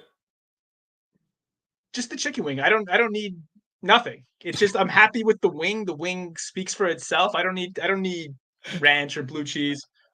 But I don't get that. Like, so there's already enough sauce on the wing. I don't understand why you'd want to add a second kind of like liquid to the wing. So it's so funny that you mentioned that. Neither. You know what? So a great freaking answer, number one. That is a freaking great answer. I'll tell you why it's a good answer. Hit that buzzer. The wing itself has the flavor. Unless you're giving me a whack ass wing with no flavor on it, you just threw some chicken wings in a fryer and brought it out to me, then okay, let me put some flavor on there. But if you've taken the time to season that with love, you've taken the time to put a bit of honey, barbecue, some Cajun, and now you're gonna sauce it up with something. I totally get it. Now, I myself don't get it. Wasn't a sauce guy before. I used to dip my. They used to make fun of me. I used to like, I don't know about here. I used to dip my shit in sour cream. If it was hot wings, I'd just put it in sour cream. But they looked at me like I'm foreign. Sour cream. I was like, yeah, sour cream, and away we go. Am I tripping? Like over here, they give you sour cream and this. All right, use that and keep it moving.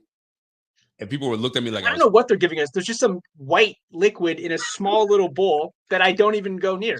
Yeah, this whole ranch, blue cheese, it's like putting like a ski jacket on top of a suit, you know? Like you're ruining the outfit. Yo, I fuck with Jonah. Jonah's legit like that. All right, there's a meal, or I don't want to call it a meal. I guess call it a burger. I don't know what they call it. Beef on weck. Have you ever heard of that? Never. I never heard of it until this year. Beef on weck is a salty bun with beef, and you dip it in a jus, and that's the beef on weck. Apparently, it's like the shit out there. So if you have a chance, I don't know where you'd have to go to get this beef on weck. I don't know where. You guys would have to tell me in the chat where the best beef on weck is. Try the beef on weck, and you need to let me know how the beef on weck is. I've never had it, but they swear by it. That it is amazing. It's delicious. So beef on weck. I'll do what I can. You know, if we can make it out there, if I can have some beef on weck, I'll do it.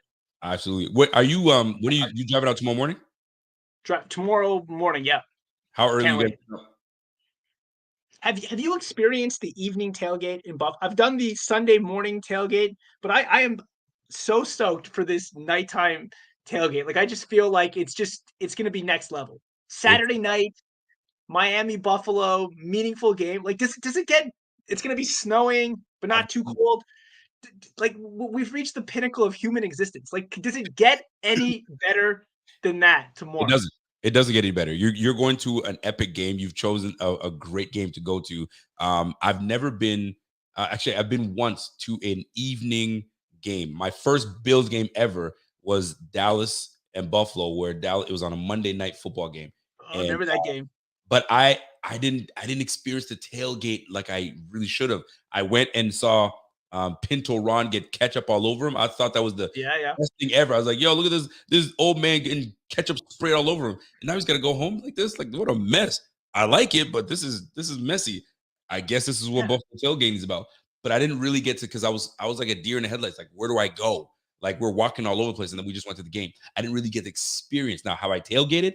Absolutely. Tailgating is the best. Tailgating on an evening, I'm sure it's going to be chef's kiss on a Saturday night. So enjoy yourself. Make sure you go everywhere. Yes. And I'm sure people in the chat are probably going to tell you where places to go. But really and truly, man, it's going to be it's going to be a party. So enjoy every bit of it. Now, last segment of the night. All right. Let's do it. You have an ability to get something off your chest. Sometimes it might be something somebody needs to know about this. Or you know what pisses me off? This is what pisses me off. Or you might have a non-football related take that needs to be. It may be a food take. It might be a cultural take, pop culture, whatever it is. Something that is in discussion in your group chat, and you're like, man, I'd love to know what people think about this. But this is your opportunity to say it with your chest. So I'll give you a moment to think about what you want to talk about. Yeah. Right. And it could be anything. I might start it off. And then you might have just kind of, so give an idea. Give me a second. I'll show you what I mean. Say with trust. Say trust. Say with trust. Say trust. Say say it with your chest is somewhere. I put this out there when you want to get something off your chest, whether it's something that just is bugging you for weeks or just bugged you today. I'll get it started and I'll rerun the segment for you. But for me, all this snow talk, it's pissing me off. They're making this about snow and this and that. And then we talked about it. It's 0 degrees. Get over it. You got a bit of a frost in the air, but it's going to be just fine. It's football at the end of the day. I don't want to hear anything about it. It's such a minimal reason to even have that as a conversation. Move on from that. It's about one team facing another and who's going to win. Are there going to be some elements? Sure. But I'm not buying all this nonsense about the snow and how it's going to affect the game so much. And 2 was 0-3. Forget about that. I'm not interested in that. I can't stand when people talk about the snow. Any conversation when it comes to this upcoming game, talk to me about football, but don't talk to me about no damn snow. I don't want to hear shit about it. It's overrated. Stop making it a storyline because everybody wants to talk about how terrible it is to come play in Buffalo because of the wind. Fine. Talk about the wind, but the snow, it snows in Kansas City, it snows in Philly, it snows in New Jersey, just over there, it snows in Cincinnati, it snows in Cleveland, it snows all these open dome places in the north. It snows. Knock it off. Get over it. I'm done. That was me getting something off my chest. So I'm gonna now allow you to get something off your chest. If you have something on your chest, you'll be able to get it off your chest.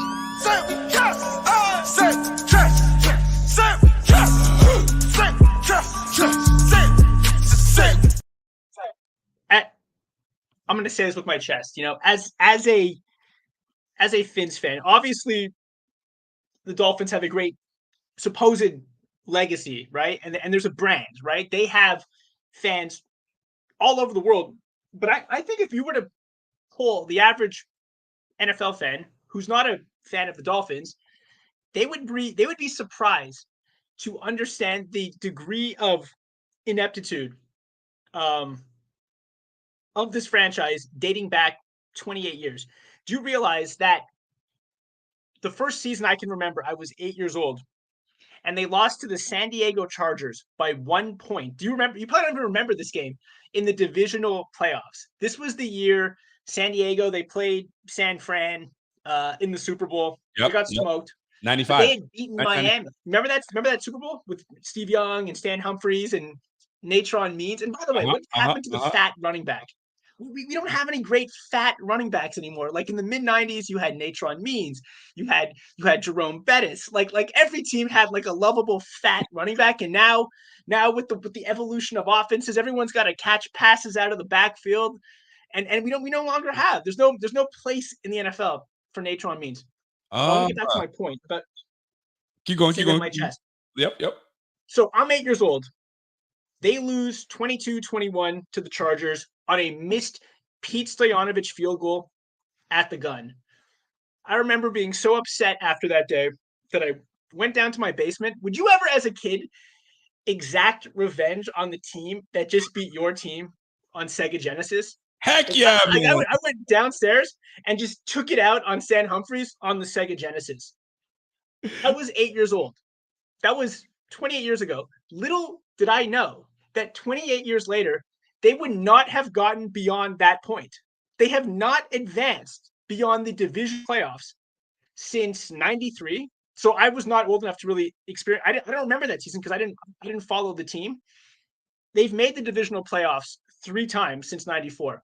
They've lost 38-3 to the Broncos, 62-7 to the Jags. That was Marino and Jimmy Johnson's last game. Then the following season, they lost 27-0 to the Raiders. That was 20 years ago.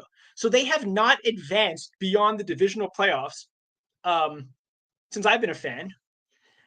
They haven't even been competitive in a divisional playoff game since 1994. So there are a handful of franchises that have not had that level of success. They're up there with basically like the Lions, the Browns, and Washington. But for some reason, people don't associate the Dolphins with these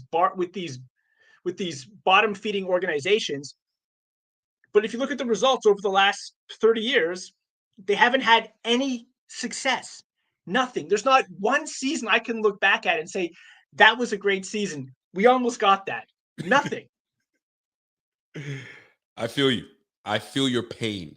Because for 20 years, I mean, you were affected by it as well. But for 20 years, we weren't able to do anything when Tom Brady was leading the way. Tom Brady owned the AFC East, let alone the AFC. So I feel your pain. But you have an opportunity to right those wrongs.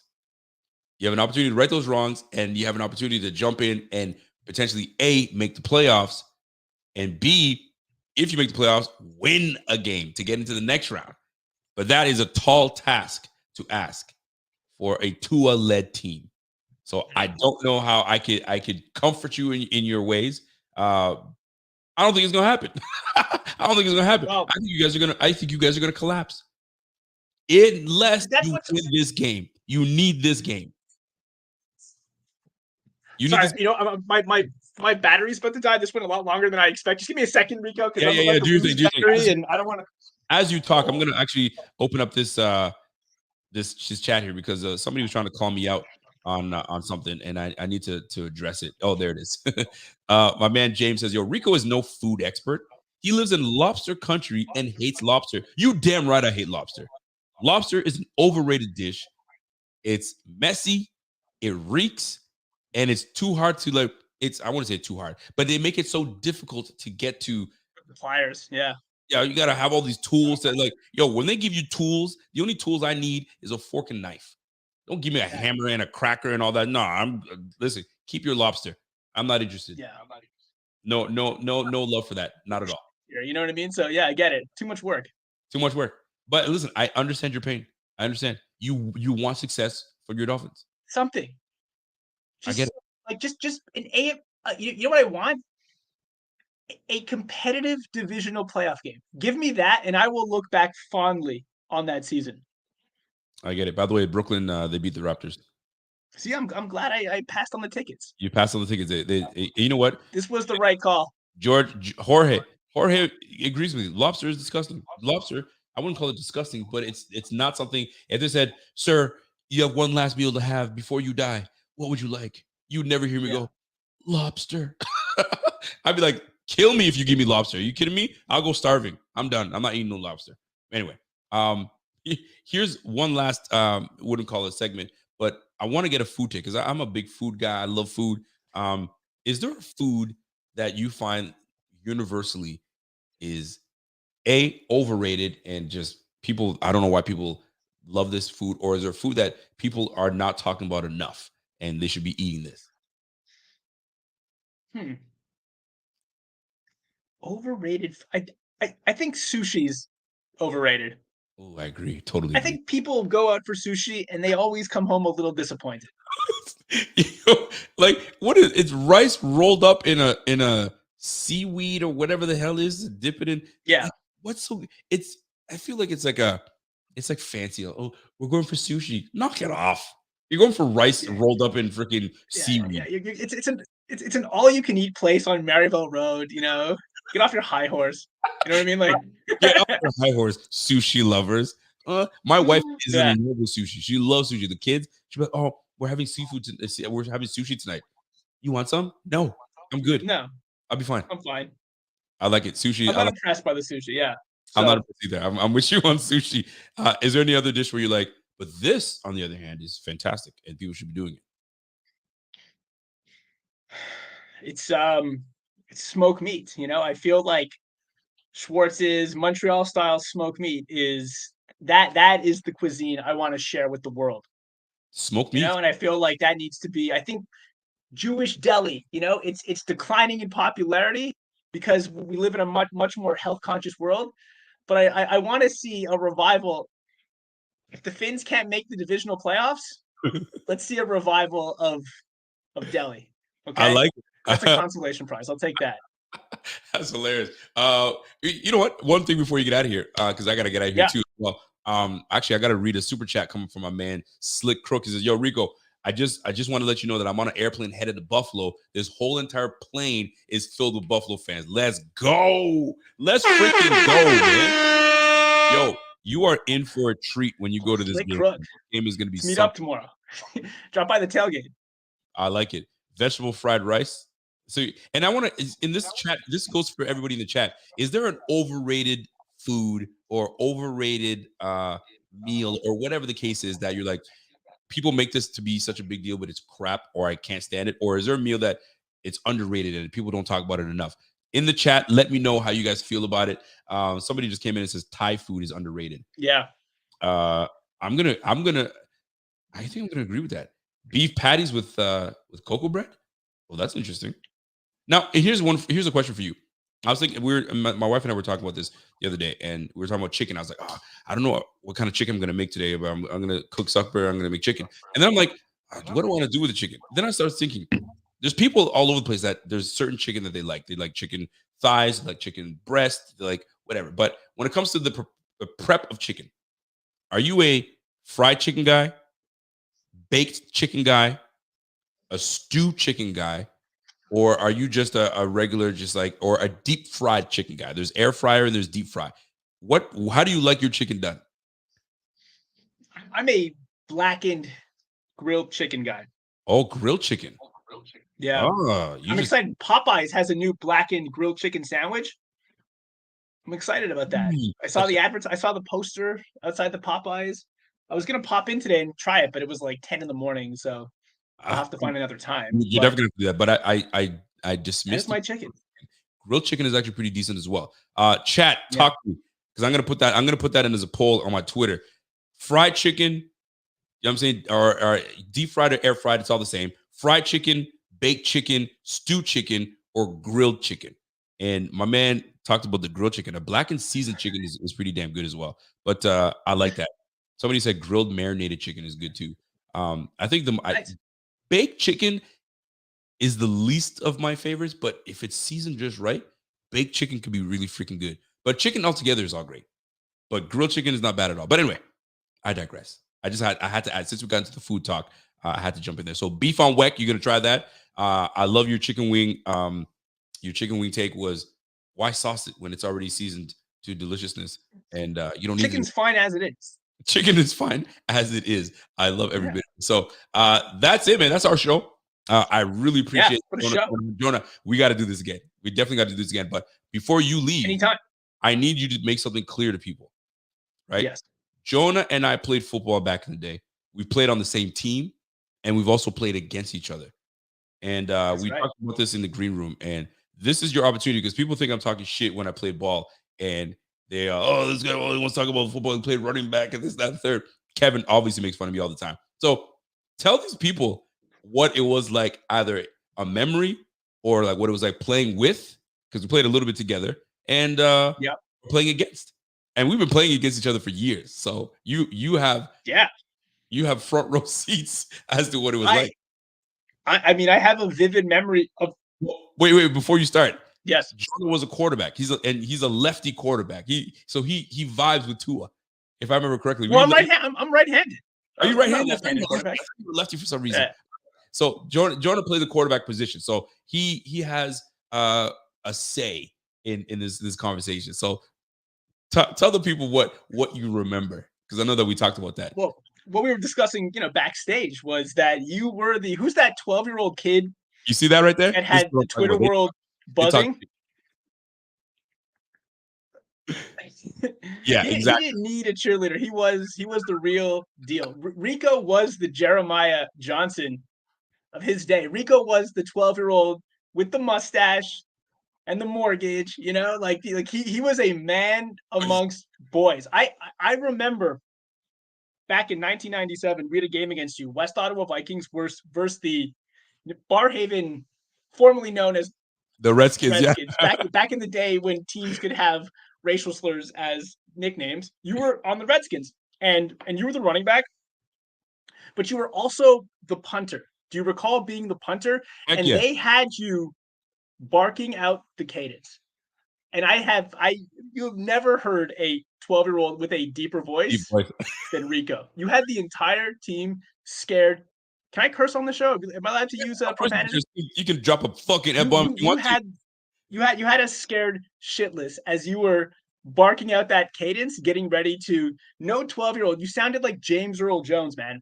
And that was my first memory. Was this was this post-pubescent 12-year-old barking out a cadence like he's a 10-year NFL vet. So you were the Jeremiah Johnson. Are people? It's the chat. I'm not looking at the chat. Are they familiar with Jeremiah Johnson? Tyreek Hill mentioned it. Johnson is, but if you guys are not familiar with who Jeremiah Johnson is, that freaking grown-ass man that's claiming to be 12 years old with tattoos, big-ass mustache, and a huge trophy in his hand. And they're like, yo, how old are you, man? MVP 12 years old. Shit. This boy is crazy. So it is what it is. Funny. That was you, man. That was you. That was my first memory of you barking out the cadence. You running between the tackles, bouncing outside. You had home run speed, but you could also you can bang a three down. As a 12-year-old, you were a 3-down back. You could run the option routes. You were the complete package. Here's the deal, and this is all obviously jokes, but like not that Jonah's talking shit because he's telling everything he's saying is truth, but it's just funny because everybody is like they hear me say when I used to play, and you're the only one that can vouch when I used to play. And give them a little something. That was when I was 12, obviously. So things have changed. But anyway, Jonah, you are the man. That's a game plan for you all week, man. That was the game plan. Stop Rico. Stop that rhino, man. You couldn't stop Rico. You could only hope to contain him. Okay. Contain him. That's what it was. That's it. And if McDermott knows what's good for him, and if he needs to, give these guys a breather, and he wants a real running back to come through and show him how it's done. Throw in Rico. Throw me in, boy. Get those tough yards, man. Throw me in the game. So, folks, that's it for me. I got to get going. I really, truly appreciate Jonah coming through and showing love. I got a super chat coming in. This is amazing. Brennan. Come on, Rico. W are on the dumb snow talk on Say It With Your Chest. Oh, yeah. That's a W for sure. It's dumb. There's all this snow talk. Knock it off. Knock it all the way off. I don't want to hear shit about it. Because if Bills lose, ain't nobody be talking about no damn weather and the snow and all that bullshit. No. It's going to be like the Dolphins are the real deal and this, that, and the third. You know what I'm saying? Like, knock it off. Just play football. That's all it is. Play damn football. That's it. So, folks, Jonah, I know you don't have a podcast. I know you don't have all those things, but I got nothing to promote, man. I'm just a guy who's a fan. So I'm very excited to be on the show, considering that I have nothing to. I'm nobody. I'm just a friend of yours who likes the team the Bills are playing, and somehow I'm a guest on what I think is the leading Buffalo Bills show on the internet. So this was an absolute honor. I can't believe it's been this long, and too long. Thank you so much for the invite. I hope the audience. I wasn't reading the comments because I've never actually been on a podcast, but hopefully I wasn't too boring. No. You weren't boring at all, man. You have some. Listen, we have such a distaste for Fins fans, and Kevin has made it enjoyable, and so have you. They love to hate Kevin, but they love Kevin at the same time because Kevin just keeps it real. And you did too. You were very honest. You were honest with your take. The only one take that I'm going to blast you for is when you said that Gabe Davis was going to have more bigger stats than Stephon Diggs. I was about to slap you to your computer. I was about to open up I was going to give you a backhand. You didn't deserve the open hand. I was going to give you a backhand. But anyway, other than that, you were straight. You were excellent, and we're definitely going to bring you on again. Can't wait. Maybe Tuesday night. Maybe we might try to do something Tuesday night. But we'll go from there. But folks, that's it. We'll go the tailgate debrief. Absolutely. Yes, I want that tailgate debrief. Yo, enjoy the game tomorrow. I hope they send you guys home packing. You guys have another guy by the name of he's a Dolphins fan, Nicky Smokes. I'm not sure if you are familiar with this guy. This guy bumped into one of our staple fans called the Chef. He always has a chef hat, and he bumped into him. Yeah, I love that guy. I love the Chef. Well, your boy Nicky Smokes, the Dolphins fan, bumped into him accidentally, somewhat on purpose, who knows, and was like, "Enjoy your flight home, sucker!" And he was just talking a whole bunch of shit. Buffalo fans got on his ass. His shit went on Barstool Sports, had over 1 million views. He was pumped because Dolphins don't naturally. I mean, the last 6 years, it's been the last three years. Actually, it's been the Bills whooping your ass. So it's not this time. The Bills are going to win this one. Give me a score prediction because I know you feel the Dolphins are going to win this one. So what's your score prediction? Buffalo 24, Miami 13. Honest take. I like that. 24-13. You didn't go into appreciate that, Namdi. Namdi's been watching a long time. But if you guys enjoyed my man Jonah, show Jonah some love. Oh, well. Smash that like. Jonah, are you on Twitter? Are you on Facebook? Where if people want to follow you? No, I'm on Facebook. You can find me on LinkedIn if you're looking for a lawyer. Other than that, yeah, my guy Jonah. Listen, Jonah's living in the big city right now. So Jonah, listen, man, we might have to next year try to find ourselves to go to a Dolphins game. Hopefully it's an early one in September, October. Yeah. Maybe we can try to catch a game together. We can try to make some more. Get out here, man. It's not going to be the same without you. But hopefully I see, maybe I'll run into Pierre tomorrow, Z-Bot. Yeah, the whole crew. Rev. I'm a fan, man, of the entire Buffalo Fanatics family. So maybe I'll see them tomorrow. I love what you guys are doing. Love it, Jonah, man. First of all, you're not going to see Pierre's bum ass because Pierre lives in Virginia. And oh, really? Z-Bot, you might see Z-Bot. Z-Bot is like he flies by the seat of his pants. Sometimes he goes, sometimes he doesn't. We'll see. Rev lives in Texas, El Paso. He ain't coming. He's way out in Texas, so he ain't gonna do it. But one of these days, we're gonna make it happen. Bills win. It's not gonna be a blowout, but I think it's around what you just said. I think we're gonna keep you guys to about 16, between 13 and 16 points, and I think we put up 28 points. So 28-16-ish. I like that game plan. I like that score. So, folks, Jonah, we appreciate you, man, and we'll definitely catch you on the flip side. We'll definitely, and I enjoyed this show very much so, man. It's nothing best than doing it with friends. So peace, love you, and be good out there, man. And if I need to, I'll see you. Right, take care, man. That is my guy, Jonah. I hope you guys enjoyed that, man. He's hilarious, number one, and he had some really good takes, man. So and some here and there takes, and so be nice, show some love, smash that like for my man Jonah, not for me. Smash it for Jonah, and wait till we have him and Kevin on the same show. That will be something. So, folks, enjoy the rest of your evening. Thanks for tuning in. We had about 300 people watching tonight. So we'll catch you guys on the flip side. And once again, I want to thank Jonah for coming through.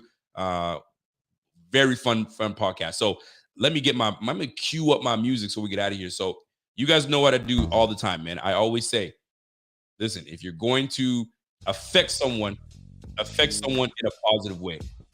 Compliment, a phone call, man. I appreciate you. Whatever the case is, man. We're living in a time where people are nasty out there. So make sure that you can, be a positive light in someone's life right now. And for those going to the game, enjoy the game. And for my man Jeff B said if he was playing against me, he'd put a hat on me. Boy, I would truck your ass. I would truck your ass, and I'd make it. Then we go up again, and I'd make it look like I was gonna truck your ass, and then I'd juke you and make you taste grass.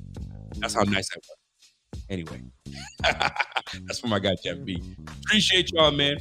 I gotta get out of here because my black ass gonna be late. You know how black folk are. Sometimes we're always late. But not this one. Anyway, holla at your boy. We'll catch you guys on the flip side. And until next time, it's your boy.